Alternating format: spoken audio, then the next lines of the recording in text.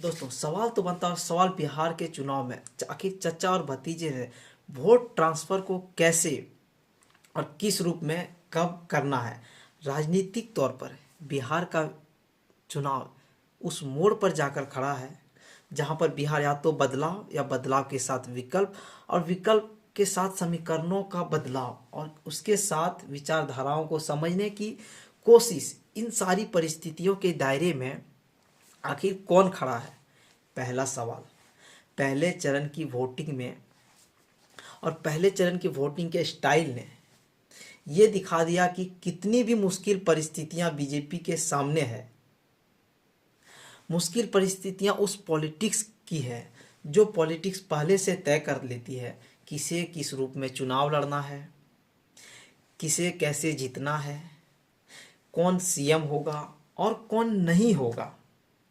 किसको आगे बढ़ाएंगे, किसको ख़त्म करेंगे, किसको खरीद लिया जाएगा, किसकी सरकार गिरेगी,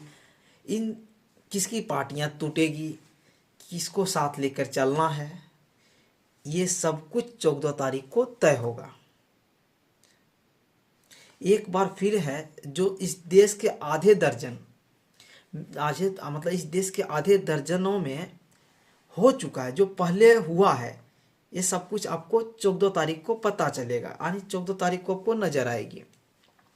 लेकिन यह परिस्थिति ना बने इसके लिए चचा और भतीजे ने वोट ट्रांसफर कैसे और किस रूप में हुआ और अब दूसरे चरण में होगा,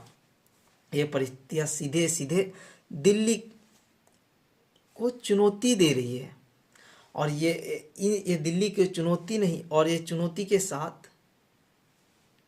राजनीतिक सत्ता को भी चेता रही है। इसके बाद आपके सामने बहुत सारी संकट आएगी कि बहुमत का साबित करने का, क्योंकि आप 240 सीटों पर दिल्ली में बैठे हैं और राजनीतिक तौर पर बिहार में अगर हार मिलती है तो आप दिल्ली में उसका असर देखेंगे।